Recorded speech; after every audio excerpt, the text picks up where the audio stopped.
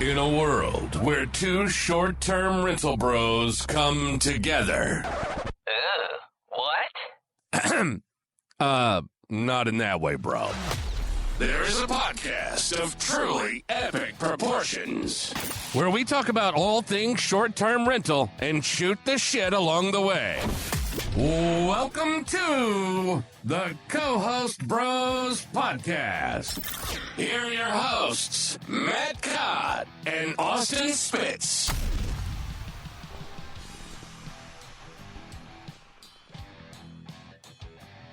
Hey everybody, and welcome to another episode of the Co-Host Bros Podcast. My name is Matt Codd. I'm here with my good old buddy Austin Spitz.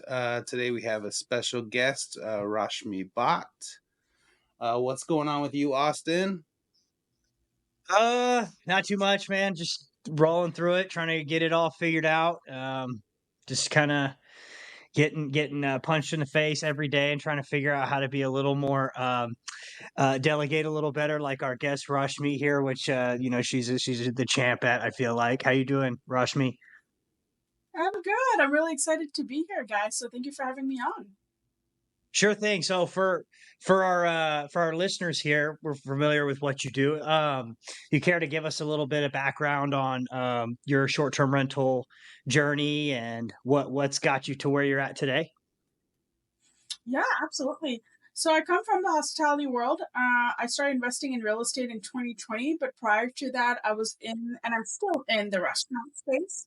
I have a little hole-in-the-wall Indian restaurant, and that one's still hanging around.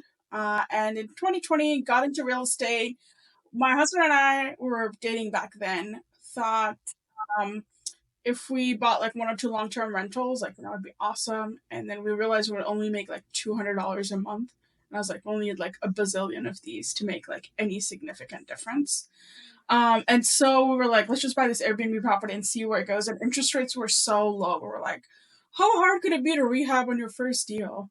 Well, like 8 months in, 6 figures over our budget. We launched that one, and because we're totally crazy, we picked up another 2 units with some friends. And we started doing that. Things were going well. People started asking us to co-host. We started doing that. And then last year in 2023, in January, I joined the mastermind because it's getting a little bit overwhelmed.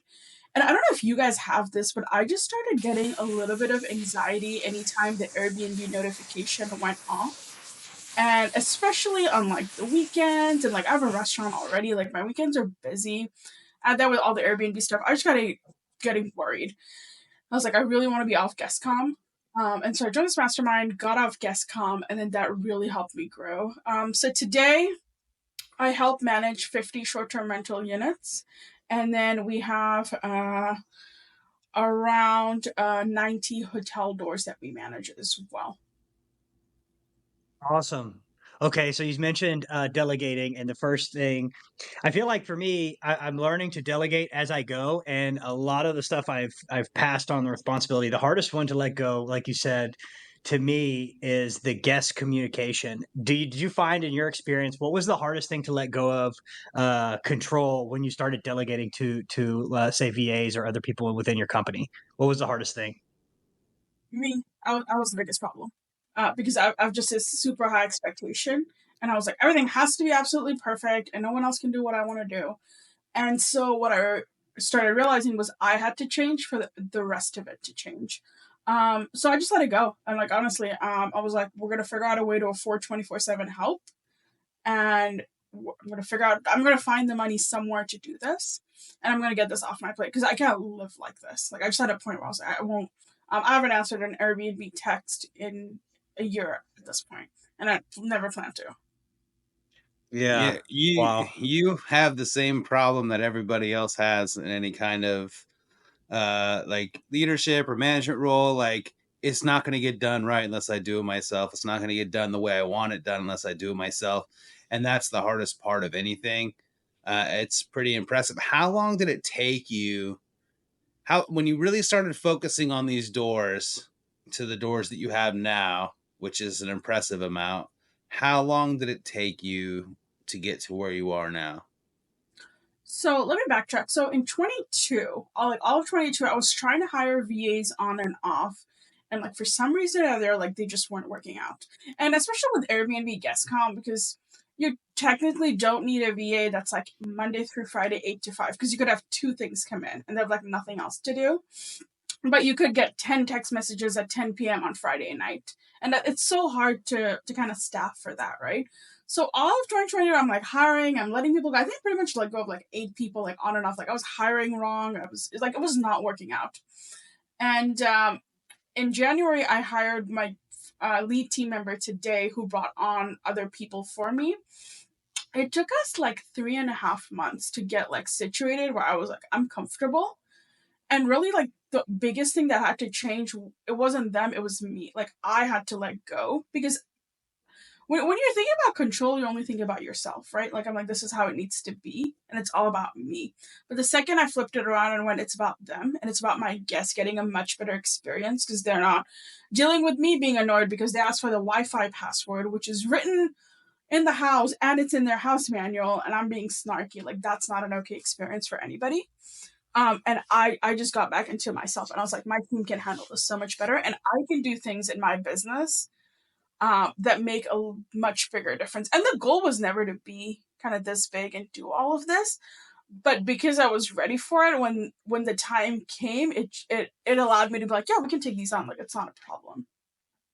So what, yeah. So during your process of like from A to Z, you have full teams in place to do everything. So from a client reaches out, they fit your specs, they want to onboard with you and your team from A to Z to getting the listing launched, and from further guest communication and account maintenance going forward. You necessarily don't have any oversight into that. Your whole team just flawlessly runs that for you. Yeah, I wouldn't say there's no oversight. I think there's lots of oversight, but all of the work gets done through the team. Yeah, and the only way I've done it has been so simple. I did it the first time, and I just recorded videos.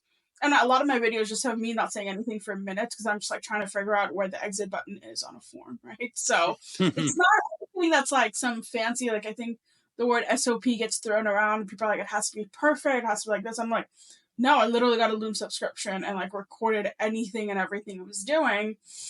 And then I had my team watch it, and I was like, you guys write out my SOP, categorize this. So we use Monday for our kind of CRM, like our back of the house. And I was like, you guys figure out who's going to answer this or like, categorize this information. And that's when they started getting it. And then now it's gone to the point where they're like, Rashmi, you did that wrong. And I'm like, oh, this is why I shouldn't like step out of what I do. Because, I'll go in there and like mess with things and they're like, you messed up the whole system. I'm like, whoops. Sorry, guys. Yeah. Yeah. So I just put on my VA a few months ago, and I'm slowly delegating and getting them to do more and more. And I think I'm learning exactly what you're saying, which is why I'm super excited to have you on, is like kind of just letting go of the control that we all have a problem with, because when we do it ourselves, we do it the best way. We think we do. And then you maybe have learned that if you do delegate it to somebody else, maybe they actually even might do it better than you. But one thing that like, I noticed based off of what you said too, is I think it's a little bit contradictory to how people have done it in the past, where you create the SOPs and the videos and send it to them and have them do it. I've just had them do it like trial by fire versus like having them do it, figuring it out as they go and kind of making those mistakes as they go. And then they are just building out the SOPs after they do it. And they do the same task a second time. And I say, hey, revisit this and perfect it to where it's like exactly how it's supposed to be. So they're essentially building out the SOPs for me by doing the task trial by fire. And I feel like that's the best way to learn, because you have to learn by making mistakes. So understanding that they're going to already make those mistakes on their own, that's truly how I feel like they're going to learn. So I'm kind of with you, as that's how I've put all this into play. Yeah, no, I agree. That's exactly what we do now. And the team just like, they get better and better now because they do it, they fix it, and they, they're like, oh, like we now have a better system. And let's grow. So how many people are on your team currently? Yeah, so I have 2 companies. On the hotel management company, we have 5 virtual assistants and myself, and we run the whole thing, about 90 doors. And then on the short-term rentals that I help with, we have an ops manager, and then we have 4 VAs on that team. And then my business partner, Scriven, and I, and kind of Chelsea. There's 3 of us that kind of help out with everything else. So the hotel management, you basically, it's just a company, you just manage other people's hotels? Yep. Okay. So are you planning on picking up a hotel for yourself? Is that Actually did. You did? Yeah. Yeah. We bought a hotel Okay. 3 months ago. 3 months ago. All right. In April or May. Yeah. So whatever that is. When you're saying hotel, I'm thinking like I don't know, the franchise brands, not like that, right? You're talking more of like a boutique short-term rental type experience, or are you actually talking like what I'm thinking of traditional hotel? Yeah, so this is like a roadside motel that we're like rehabbing and we're making it fun, clean, and then put in a lot of our short-term rental principles on it. So automatic door locks, no front desk, go straight to your room, you can sign your rental agreements. And what we're known to do is kind of buy and find these hotels that are like in little towns close to national parks. They've been run by an owner for 30 years or, run to the ground. Pretty crappy right now. We come in, renovate the whole thing top to bottom, make them really nice, make them pretty, get them on all the OTAs, and we're in business. So how many doors does this hotel have that you just picked up? So I just picked up an 18 unit. And it's in North Carolina. It's a full rehab, so it's going to be a couple of months till we get that one like wrapped up and finished. It's my biggest one in terms of like the number of doors. Are you scared or excited? I am pumped for it. I really on it. That's the other thing. I'm very good at one thing, and I'm very good at operations and figuring that out. Buying, rehab, all of that, furnishing is like not my core competency, so I stay out of it.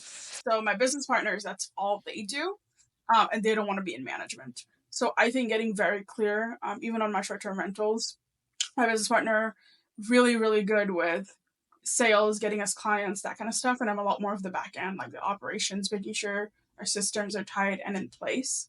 That's what I do very well, and I like to stick to my lane. Like most people are like, "Oh, this rehab is fun," and I'm like, "Don't even talk to me about rehabs." Like it is not. Like I get scared of contractors. I'm always over budget.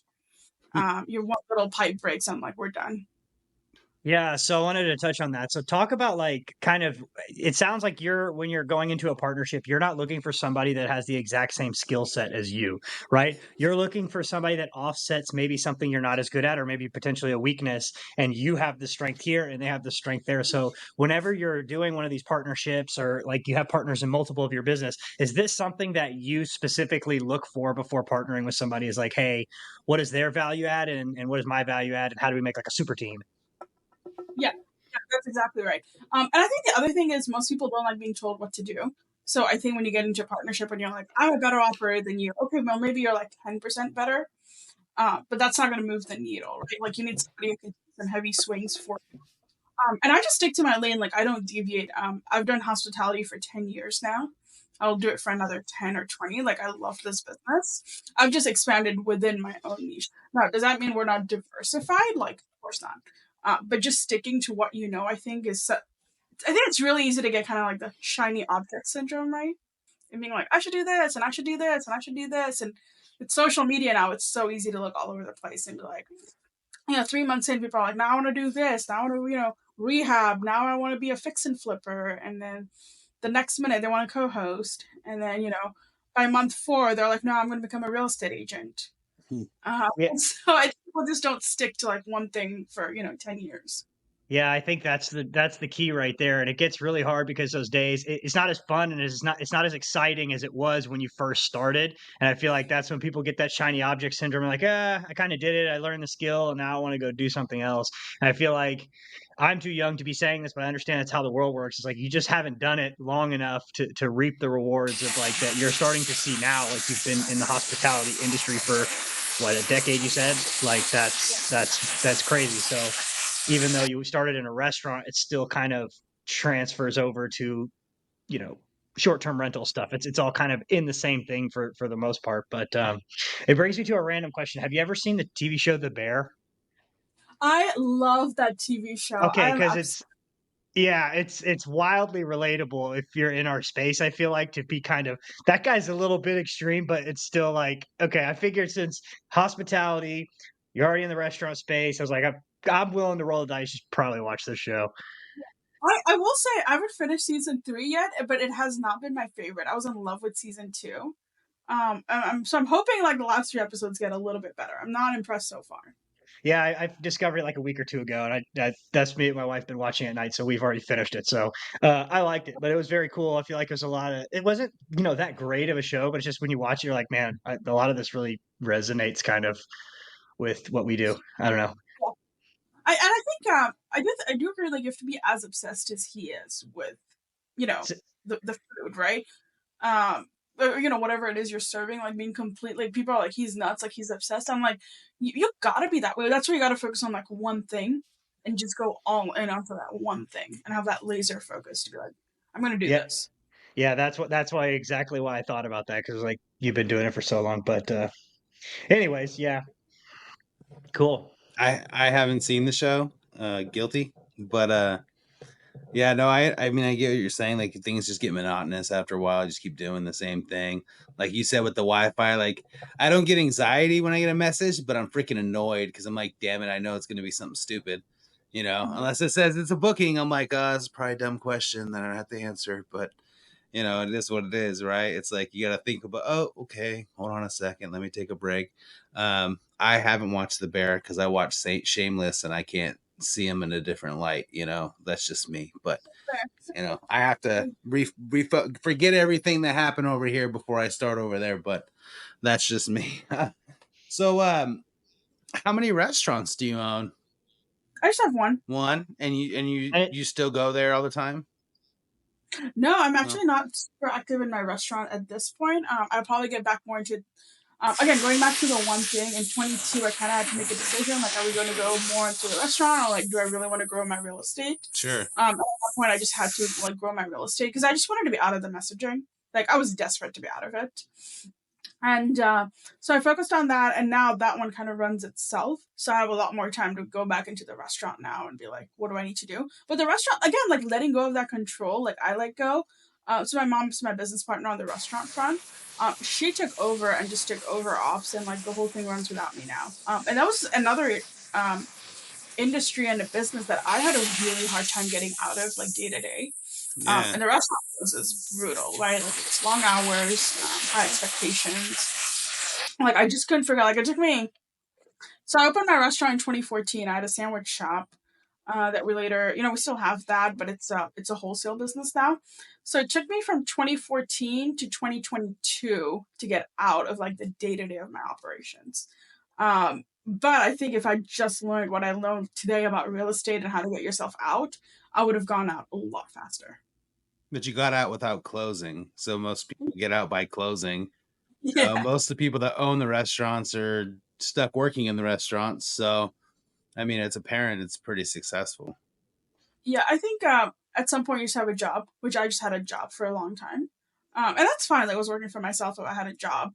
But getting into that entrepreneurial position where like the business doesn't rely on me was like a huge component of what I try to do. And now I try to build businesses that are not reliant on me. Like if I'm not around tomorrow, like they should work.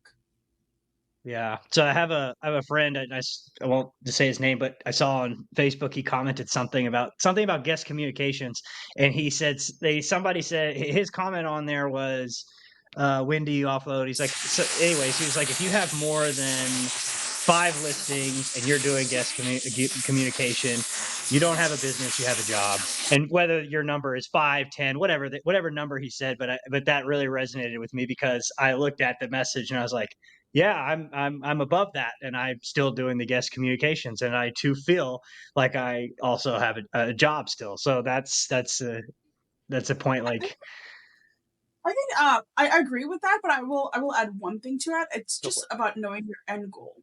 So for some people, the end goal is like, I gotta make an extra $5,000 a month. I want to stay at my job, and an extra $5,000 a month so I can travel or put my kids in swimming classes or like whatever it is for you, right? And if that means that you have 15 listings and you handle all the guest comp, I think that's totally fine. I think there's nothing wrong with that. But if the goal is, hey, I want to build a real company that I can sell someday, then that's a very different goal because growth requires cash, right? So hiring one VA, 5 VAs, like that requires cash. So you're going to have to either front load, right? And that's going to cut into your bottom line. So I think just a lot of people just get confused on what the end goal is. Makes sense. Yeah. So, what are you working on? Any other kind of special projects when it comes to hospitality? Tell us about it. What your plans are, what your goals are with this, how big you trying to go, what are you trying to do? We want to know everything. Blood type, social security number. If you have good credit, we'll take it.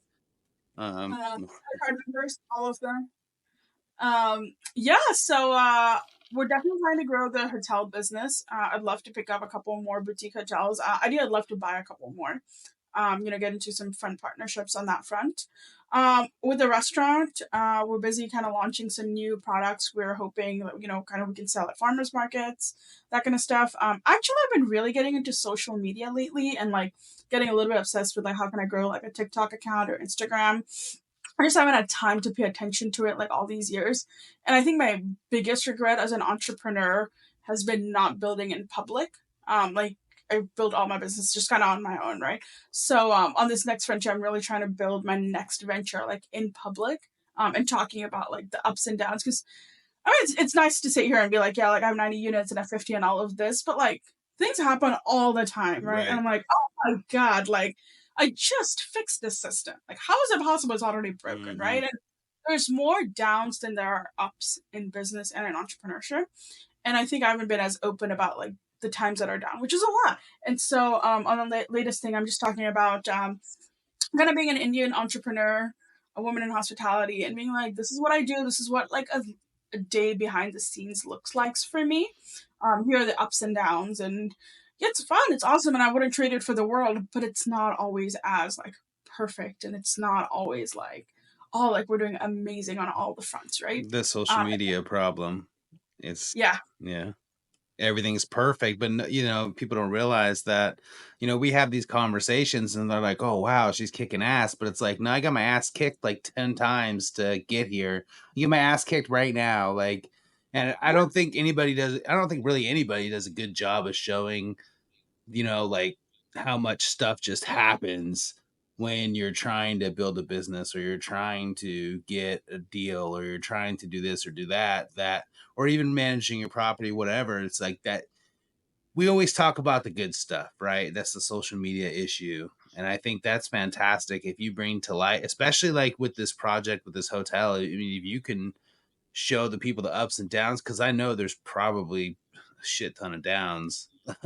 You know what I mean? It's only been 3 months, and I'm sure you probably had 3 months worth of downs and maybe like 3 ups. So, that's... No, it's so true. And so I'm making a big push for like social media this year. So we'll see where it goes. Yeah, I posted something. Yeah. So I posted something on mine the other day, and I was like realizing like all you're doing is sharing like the good things that are happened to you. And I'm like looking back and I'm like, I've got all this bad stuff and I haven't even told anyone about it. And I've kind of noticed like people that I look up to kind of in a way and admire, like they do not hesitate to post the bad stuff. Like when they lose a lot of money, they say they lose a lot of money and they show things. So I think like, anyways, that's something definitely I'm trying to get better at as well, is like, instead of just saying, hey, look, I got this nice new property, like what happened during the process that maybe made somebody upset, or where did I go and miss a step or lose money? What mistakes did I make, and share that with people? So I think, yeah, that's a good one. But then speaking back on your content, I think some of your most wholesome content is when you're feeding your husband these exotic dishes that you prepare. And I think I've told you this like 5 times, but I really enjoy those videos, and he seems pretty satisfied with the food that you're preparing at home. Yeah, so one of my like realizations with social media, right, is I was like, oh, like no one would be interested in like what I eat in a day. Like that's so like, I'm like, no one would be interested. So I literally did a video I dropped I think 2 days ago, so on Sunday, and I was like, what I eat as an Indian married to an American, and it got over like 20,000 views, and that's what like clicked the bulb, I think, for me. And I went, okay, like people are interested in like what happens day to day in other people's lives. Like for me, like not like it's not, but people are interested because I think that shows a human element. And I think people want to be with brands that have a human element. Like it's hard for me to come promote my restaurant, right? But I was at my restaurant yesterday and I literally just did a video of my mom making these new products, and I know it's a video people are gonna love for social media when I'm gonna drop it, because that's real, right? Like they're like, I can connect. Like my mom looks like that, or like, oh, like this mom like went in and made all this stuff. Like that's relatable. But if I told somebody like I made, you know, a 500K down payment on a property, like for most people that's like glosses over. You're like, okay, like, whatever, right? But being relatable and having content, I'm like, this is what I made. Like I love experimenting with food. This is what I cook. Being real and authentic about what goes on in my life, I think has helped kind of like bridge that content. Like people are just like, oh, like that's fun. It's almost backwards. So like you're all proud of yourself for making this big down payment, right? And you want to share that, but everyone's like, we don't give a shit. Show us what you're cooking. Like it's like backward, you know what I mean? And it's like, it's funny. I noticed that too, like with social media, a lot of it, like people don't want to share some things because it's almost like humility, you know? It's like, I have to share this mistake I made, or I have to share that, or like an example is Austin made me share a weight loss photo that I did. He forced me to, and I did it anyway. But it was like, it's like those kinds of things, because you're like, well, I don't want you to see me at my worst, you know, to get to my best. But it's like people want to see that because they want to root for you. Like they're like, yes, I love it. Like, don't just show me sunshine and rainbows. I'm just going to talk shit in your feed, you know? Like, so it's just whatever you think is not going to work on social media, it probably is going to work. And whatever you think is going to work, don't do it. It's not going to work. It's so weird. No. It's so true. And I always like had this high barrier. I was like, everything has to be like perfect in my kitchen. I can't have like a crumb on the countertop. And like yesterday, I literally just like, I was at my mom's house and I literally just did a video of like, here's what you made for dinner, right? And like that's what I posted. And people love it because they're like, that looks like my house. Like it's messy, like it's dirty. Right? And I'm like, and it's because I come from like Airbnb and like a restaurant. Like it's got to be perfect and like, you know, there can't be like a speck of dust. But I'm like, people aren't into this. People like want you to be relatable and talk about things that like that are relatable, right? And like most people aren't interested in investing in real estate, which is fine. But Austin, exactly what you said. I've had tons of fun just posting about like these are my favorite like date night spots in Austin. Like this is where I like to go in San Antonio. Like I'm such a big foodie and I have a restaurant. And just like going all in, just talking about like having fun. Because I think there's this other aspect of real estate where every investor just wants to know like what's my cap rate and what's my cash on cash return. And I'm like, I want to talk about the fun stuff. Like how can I make a fun guest experience? Let's talk about that. Yeah, that's awesome. Yeah, I feel like I've done because forgive me, I know you've told me this, but is your restaurant located in New Braunfels or San Marcos? It's in New Braunfels. It's in downtown New Braunfels. Oh, I've done a huge disservice to you then. Since you haven't been there. And I feel like I knew that this whole time too. So we'll have to switch up the date night this week, and we're gonna have to go over there. So, so I bet you want to tip. I have no excuse. You can't have him go, Rashmi, unless he takes Amber, because she is like the social media queen. Like she should run his social media. She will do like a whole promo for your restaurant, like, and you won't even know it. She'll be like, "Here's what I ate today over at Rashmi's restaurant." It'll be fantastic. You know, I'm telling you, Austin, take your wife over there, can make her take care of business for you. And it's yeah, I think for her, like it's exactly what you said. It's like the videos that do well for her are like the videos that she didn't spend all the time editing and putting the song and doing this, and then the ones that flop are like the ones she spent like an hour putting together and she's disappointed because she's like, damn. But then the ones she's like that go off, she's like, well, I just like randomly I wasn't even going to post that one, and that's the one that went off. But I'll have to get her to make a video or something. But definitely, you're eating good. Where I went wrong with that, I was always trying to sell something, right? Like I was like I need more co-hosting clients. I need more hotels. Like I was like, it's again, like I just got into it's all about me. Like what am I getting back from people? And I was like, what if I just talk about like this is what happened in my life? Like this is the problem. Like I did a Twitter post the other day where we dropped this new Indian product we're launching. They're like these masala peanuts and like these spiced cashews. And I was like, guys, like this is design A, this is design B. Like, will someone just help me pick one? Well, apparently like 4,000 people helped me pick like which one they like better. And they had all these comments and like some people were doing AI design generations and they were just like, here's this. But I think people just like being part of like that. And it wasn't all about like me. Like I don't know if I'll get a co-hosting client from that or not, right? But it was just fun to be like, this is what I did. And this is my story. And like people like being a part of that. And I feel like because I like being a part of that. When if like a brand asks me like, do you prefer A or B? I'd be like, A, you know? Right. Yeah, I know everything Austin eats for dinner because Amber always does a video on what she makes him for dinner. So there we go. it's awesome. She's like, "Here's what I'm making him for dinner tonight," and I'm like, "Oh, okay, Austin eating good tonight. All right." Oh man. Yeah. Shoot. I know. Austin, you should tell me this, but like for Matt and I, it's been a really fun experience, like making content together. Like I think he really like it's a good like stress reliever, being like having fun with it and posting it, and I've really enjoyed it. I feel like I get to be so creative when I do make the little reels, Yeah, absolutely, absolutely. Yeah. Cool. What you got, Matt? Got anything? Oh, I was still thinking about the social media thing. Like I just think about how hard it is. Like you just don't. I don't know. You just put it on there and you're like, oh, this is terrible. And then you're like, why did so many people like this crap? But Yeah. I'm also trying to go ahead. Oh, I was gonna say, I think the other part that people don't realize is the comments, right? Like I had brutal comments. Like people are mean. And like that was a huge part of me. Like I went viral on Twitter in April or May for all the wrong reasons. And like it was like it's supposed I had to take down. But it got like 25 million impressions. And people were like making fun of me on Reddit, and then they were getting on my other social media. Like it just ended up being like terrible. Elaborate. So so I literally made such a normal post, and all I said was when I was 21, I was like working full time at my restaurant. I was hustling and like I was barely making bills, and I'm 31 now, and like I go out with my husband. We were in Paris when I posted, so like I had a shot of Paris, and I was like life works out or something like that. Like it was just like it was 6 sentences. It was like 3 sentences through. Like it was a very basic post, and it had like a photo of us. Well, it went viral, and the comment, I think the overall comment was like, here's somebody who just like inherited money and has never worried about money. Yeah, right. You could be with a guy like him, and people just like went crazy. And like my husband's white, so people like just like the interracial part of that. I guess people were just like, holy shit. And like even today, like on my social media, people are like kind of mean, right? And they're like, "There's no way this is true," like blah blah blah blah blah. And like it took me like 2 weeks to get out of that. And I was like, because I just got terrified. I was like, oh my God, like I have to stop posting about my life. Like that's scary. And everybody I talk to who's good at social media and who posts, like everybody, they were like, Rashmi, should have kept it.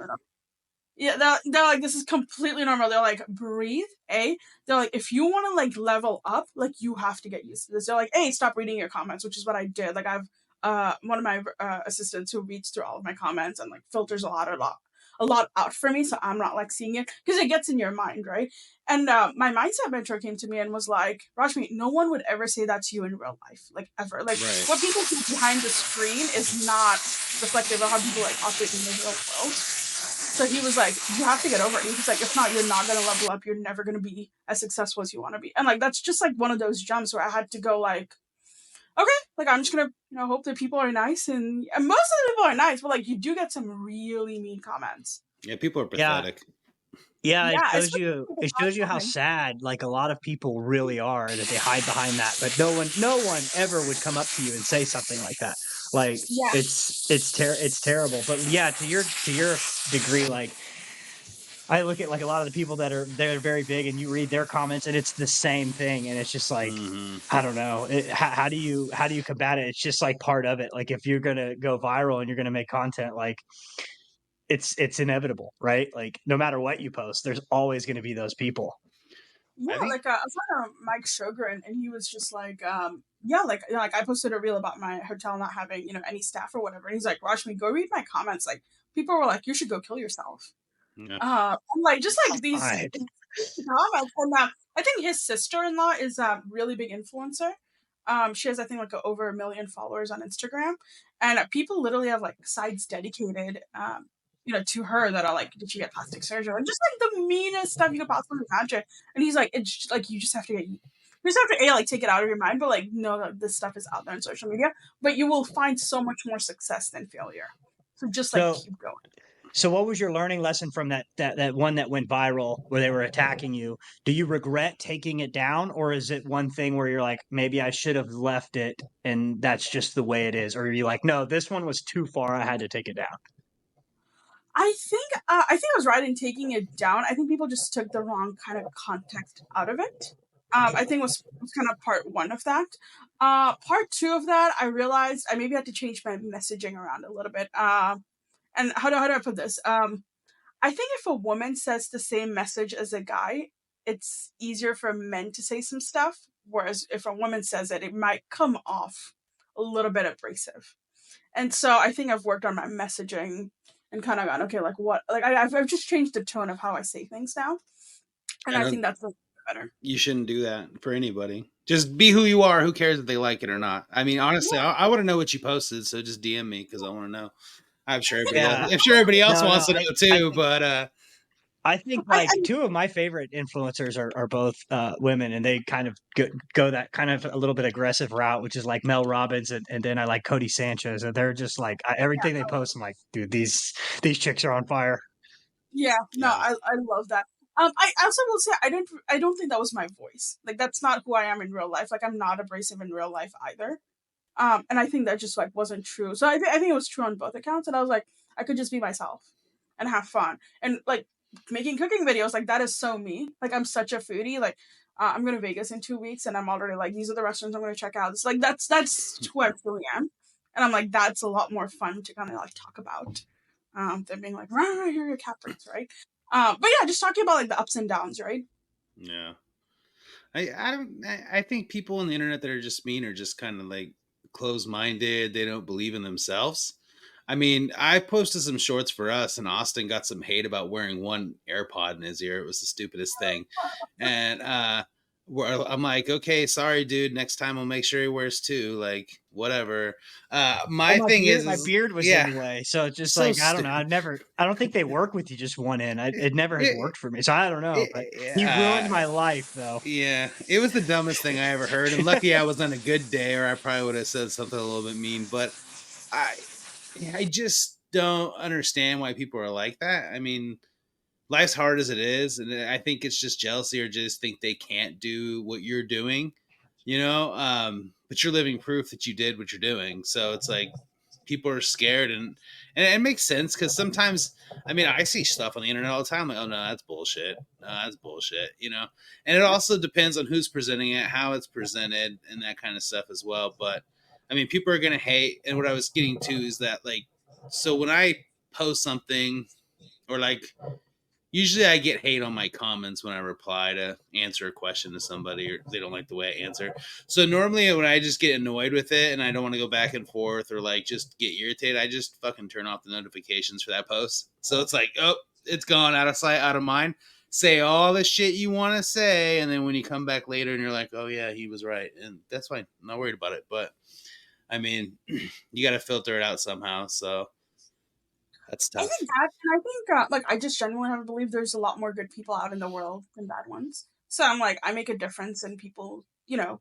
So I'm just gonna be me and keep posting. Yep. If some people are not gonna like it, that's okay. But there's a lot more people that will like it. I'll be there to be part of the journey and talk about it. So just level up and being like, let's just go. Get some Vegas posts soon, then, huh? When are you going to Vegas next week? In 2 weeks. I need to actually book my tickets. But yeah, I'm pumped. Is it your first time? No, I've been a couple of times. I'm going for a conference, but the funny part is, the reason I'm so excited for Vegas is one of my favorite influencers has a donut store out there, and I'm going to go visit her donut store, and she has like a couple of coffee shops as well. And I just love her content. So like the whole reason like I'm excited to go is somebody I saw on social media was talking about her restaurant, right? Like Bernie, and I'm so involved as part of her thing that I'm like, now I want to go see this. You know, to go relate. Now you can go to Vegas, get contact high, and eat whatever you want. Last time I went to Vegas, I swear to God, it was like a Bob Marley concert everywhere I went. I was like, Jesus, there's not one person not smoking weed around here. Like, what the hell? Or Vegas, you know? Yeah, Vegas is a fun town, though. Like, it really, there's a lot of stuff to do. It's good for 3 days, I think, and then I'm like, I'm out. I'm ready to go. That's why the flights are cheap, so you can only go for 3 days. You're like, oh, okay, $79. You go check out. If you drive by that new Raiders stadium they built out there a couple years back, it looks amazing. It's the craziest thing you've ever seen, and then it makes me think, like, how do we see this at night? It's like it's like black and shiny during the day, but at night it's like, I don't remember looking at it at night, but the whole thing light up? I think it does. It has to, because a plane would hit it or something. I swear to God. I think so. This is like, it's crazy. It's one of the weirdest things I ever seen. So what's your top 3 restaurants you're going to when you're in Vegas? Since you're a foodie. I'm definitely going to go check out her restaurant. So I think she has like Cafe Lola and like St. Henri's Donuts. There's also a coffee shop out of I want to say either LA or San Francisco. I think it's LA. That's at oh my god, what's the? I think it's the Wynn. Like in the Wynn, they have like these bunch of like a little mall. Mm-hmm. One of my favorite coffee shop is out there, so I'm gonna go there. It's crazy pricey, but it's like my favorite coffee ever. So like I just have to go get there and like get my avocado toast while I'm out there. So I'm pumped for this. I feel like the food scene has really elevated in Vegas. Like it didn't used to be this good. Mm-hmm. Yeah. So I'm pumped to just be there. I don't know. When you're in Vegas, like even the Taco Bell that's on the strip is just like so decked out, and you're just like, is that a Taco Bell? Yeah. It's weird. It's weird how like the commercial places look different everywhere you go. Like, you know, it was weird when I moved to Texas too, because like it was like the Taco Bell's dressed like my HOA. Everybody has like the same kind of style building, and I'm like, oh, I never seen a Taco Bell like that before, because where I was from, they all just looked like Taco Bells. So where are you from? California originally, yeah. So it's just it's crazy how things are different. So. Yeah, I hear you. But I'm pumped to at least go like hang out. It's gonna be just as hot as here, so whatever. Yeah, it'll be a little different. It'll be a little drier. Yeah. So let's pivot back into business talk, because I'm the lame guy like that. But anyways, no. So I was gonna say, boo. Yeah, no business talk. No, I was just gonna say, like, so Rashmi, I feel like, has served as a mentor to me in a way. You and Scriven have always, helped me out over the past few years. Every time I talk to you, I try to talk to you, but you end up just helping me, and it's been amazing. So I want you to tell me, because I know at different people at different levels, and you being at a level up, how has a mentor affected your life, and do you have mentors around you at a higher level that you kind of aspire and look up to be kind of similar, like I look up to you? So have they helped you tremendously in your journey, or just talk about your experience with mentors in the past? Yeah, 100%. So the first way I started with mentors was just listening to a ton of podcasts. Like I listened to a ton of restaurant ones. I listened to a ton of Airbnb ones. And they helped me level up in ways that I didn't even know was possible. Like like I said, I never knew I wanted to have this many units. We could grow to this much. But they had all of that portfolio. So it was really easy to be like, oh, like if they have it, like why can't I level up and grow? The other thing is everything happens through imagination, right? So getting into having a bigger imagination and kind of getting into a little bit of the mindset stuff, but letting kind of the world guide you, being like, this is what I want. Here's like, I write out my goals daily because it's, again, like the shiny object syndrome is so real. So my goals are, it helps me focus back on like these are the things I've got to do and hone in, and this is what I want from the world. And things started happening. Like sales, I've always talked about sales has never been like my forefront, but like I have clients that find me that like need my work, right? Because I'm like, the universe is gonna work out for me. Like good things are gonna happen. And kind of really honing in on that was really big. And then the other part is just having someone to talk about the low periods. Like my husband's awesome, right? But he's not an entrepreneur like I am. So when things go down, I can take his advice, but he maybe doesn't understand what I'm going through, right? So being able to have a mentor that goes like, this happened today, like, what do I do? Or being in a mastermind, being like 5 other people, but like, I lost a lead today to someone else, right? And being like, this is how I'm going to like recover from it. Or I lost a client, or this guest said this really mean thing. Like, how am I going to deal with it? And having people that every step, because it's really easy to go like, oh, like this isn't for me, and let's just like go home. And I'm like, no, like we're here to play, so let's go. Yeah. So one thing I've noticed with you is like every time I talk to you about something or a problem or something, you kind of reframe it back to my mindset, and you highlight what I've noticed is you highlight like kind of essentially that I'm almost thinking too small, and I'll have a small problem. And you're like, why are you thinking about that? Like, think about this and this and this. And I truly admire that. So do you think that the next level up kind of, do they ever pour into you in a way where they're like, hey, Rashmi, like you're thinking too small, like don't worry about this one, focus on this? Do you ever notice if that question's kind of confusing, but I think you know what I'm getting at? Yeah. Oh, 100%. They're always like, Rashmi, and like, I'll tell you an incident. last year. I was at a mastermind retreat in Cabo, and I don't know if you guys know TJ, but he was buying hotels at that time, and I was like, hey, like how do you deal with it if like the front desk staff doesn't come into the hotel? And he just basically laughed at me. He's like, "You're worried about the front desk staff not coming in?" He's like, "Are you serious right now?" And he's like, "You're this mastermind. You think about buying hotels, and that's what like, because like I come from the hospitality world, so like someone doesn't show up at my restaurant, like I have to go work, like that kind of mentality, right?" And like he like shifted that for me, and he was like, "You're so worried about this little things. You're never gonna be up here if you're worried about things here." He's like, you need a management company, get them to find the people and hire, like that's their problem. You need to be thinking about here and like looking at your P&L for your hotels and or your restaurant, and how can you make bigger swings. Like you're thinking about, a 10 or 20 grand problem, start thinking about the 100 grand problem, start thinking about the 500 grand problem. And like if you listen to like Alex Hormozy, he talks about like start taking swings that are bigger, that make a bigger difference. And this is something I like hone in even on my owners, right? Like they'll be like, Rashmi, if we offer, I don't know, kayaks, we could increase our revenue by 10%. I'm like, okay, is that going to help you make another 50 grand this year? Is that going to help you make 100 grand? Yeah, maybe it'll help you make an extra 2 grand a year. But like, are you really making moves that are going to change your life? I'm all about optimizing our property. Like I understand that, but are we really making life-changing decisions here? Because every decision in itself contains some level of your brain power. So do you want to focus on doing the little stuff, or do you want to focus on like the big picture? Because the thing about the little stuff is you can always hire people to fill in those gaps. Like I'm not a bookkeeper. I'm not good at it. Could I do it with QuickBooks and save myself some time? Maybe, but I'll probably spend 40 hours being annoyed at QuickBooks.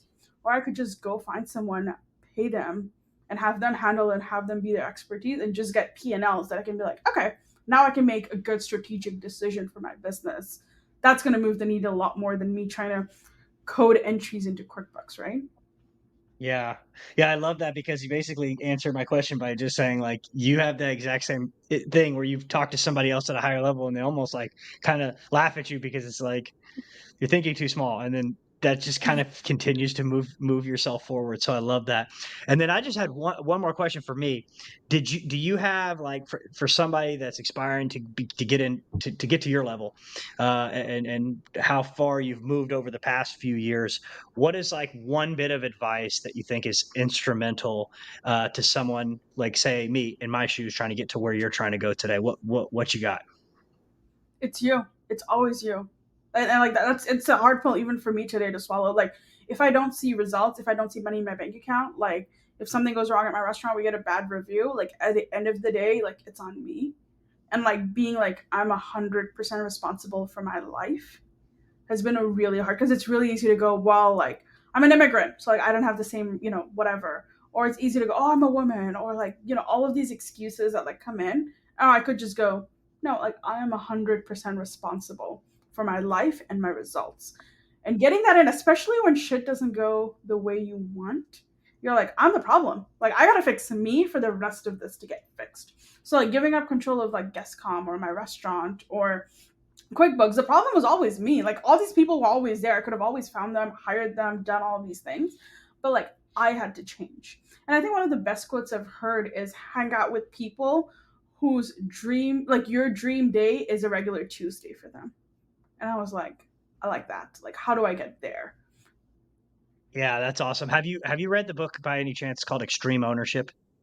Yeah, no. I haven't read the book, but I've studied the concept, which is okay. Yeah, There's the same thing as exactly what you said, and it's hard for a lot of people to have that mindset, and that's just like truly a winner's mindset, because everybody else wants to look for somebody to blame, point fingers at so and so, and it's like when you really look at it, you had a part of the situation, whether it's a relationship that somebody did you dirty, it's your fault, because how did you let it escalate to that? They may have done you dirty, but what you had some factor in there that allowed it to happen. So I think like, yeah, just taking extreme ownership of like every single thing that happens. And I love that. That's great advice. I mean, even something as small as like my husband, right? Like if I wasn't producing results, I'd be like, Matt, like you're not helping me enough. Like, it's a very small way. Like if especially you're like husband and wife, we're both trying to do these things. And finally I just had to realize like it's easy for me to sit here and be like, you're not helping me, but I also like, what if he wasn't around? Like what if I just had to do this? Like I could do it. So like why am I not right? And just going like, okay, maybe like I'm just responsible and now I'm taking my frustration on him or like family or like my businesses or whatever it is, right? But really honing in, especially when like things go wrong. Like it's really easy when things are right, but like, yeah, I did that. Like no big deal, guys. Yeah. That was me right here. And then the second it goes wrong, being like, that was a bad vendor or that was a bad client or my team messed up. And then like at the end of the day, like it's my responsibility and it's my job. So let's go. 100%. It's true. I mean, it's true. Like, as some of y'all know, my house got hit by a hurricane. The hurricane was out of my control, but my doors did blow open and my roof came off. I could have boarded up my doors and maybe not have lost the roof. I don't know.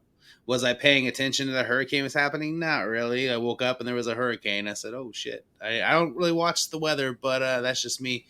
But yeah, I mean, there's ownership in everything you do and every relationship you have. And I think that's just part of growing and being a better person and better for yourself is just being able to take that ownership, right? Because then, as you do, you take that ownership for your big dreams and thoughts, like as Austin was saying, and that just kind of drives you to the next spot too. So it's like ownership just comes all around, right? So, yeah, I mean, even exactly what you said, Matt. Like, you're like, hey, I'm on a weight loss journey. I'm, trying to eat better. I'm exercising more. Like, I'm on the same thing, right? Like, I'm like, I gotta get healthier. I gotta do all these things.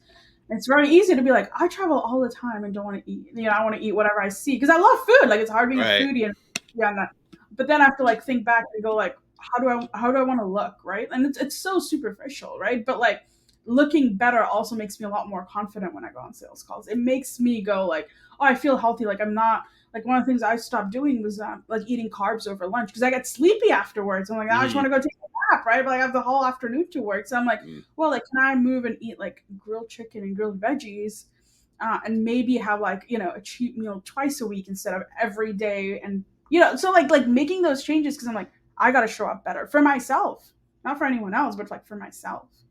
The longer you make different changes. So I learned this from doing 75 Hard. Me and Austin did it. And the longer you keep doing the same thing, the easier it is. Like I still drink a gallon of water like every day. Like it's just a habit now.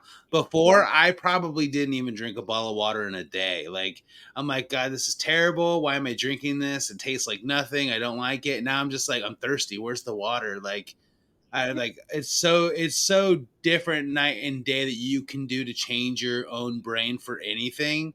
And I think that's really what we're talking about a lot today is changing your mind, right? So like believing in what you can do, believing in what you think that you can do, not just, oh, well, she must have married the white guy because he has an automatic credit, 800 credit score, or all those bullshit hate comments. You know what I'm saying, though? Like, it's because I'm sure you got that comment. I was just going based on what you said earlier about the interracial thing, but it's like, at the end of the day, it's all bullshit. You're where you are because of what the fuck you're doing. Like, that's the bottom line. Like, if you choose to be down in the dirt, you choose to be down in the dirt. It is what it is. Like, that's just the way it is. You choose to do better, you choose to do better. I mean, it's just, and I think that some people realize that as you get older, 20s, 30s, 40s, you realize that. And some people just never realize that. You see those people that, you used to go to school with or used to hang out with. And it's like, you're still in the same place. And I just don't understand why you're in the same place. You want more, you want it better for other people, but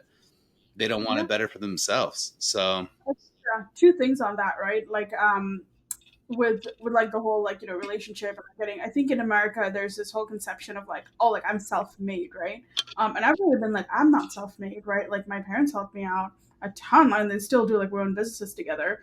I come from a strong family background. Like I got very lucky in a lot of areas in life where I realized like people are not that lucky in, but that also doesn't mean I just kind of stood there and like did nothing. Like there was also a lot of risk with that comes with that, right? To like level up.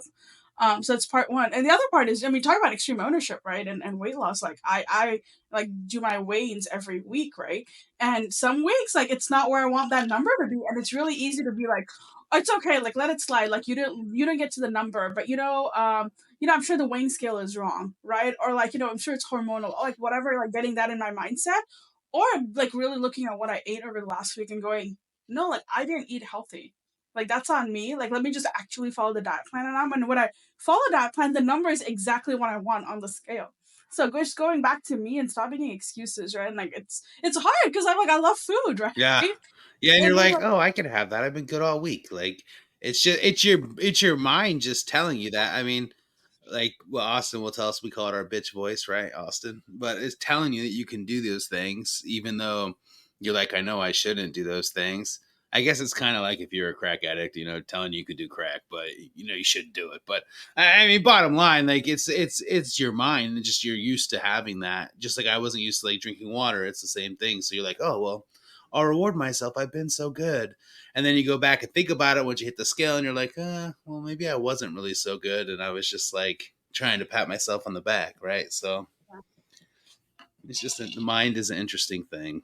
So I hear you, man. I hear you. So the bottom line is Rashmi is only successful today because of her husband's 800 credit score. So otherwise none of this would happen. No, because you could have went two different ways. That's what it was, right? It's like, I mean, your family helped you out immensely, but you could have went two different ways. You could have acted spoiled and entitled about it, or you could have took the ball and ran with it, and you chose to take the ball and run. So you just keep scoring touchdowns. That's just the way it goes. I mean, like you said, let's go get it. So awesome. You should make a t-shirt.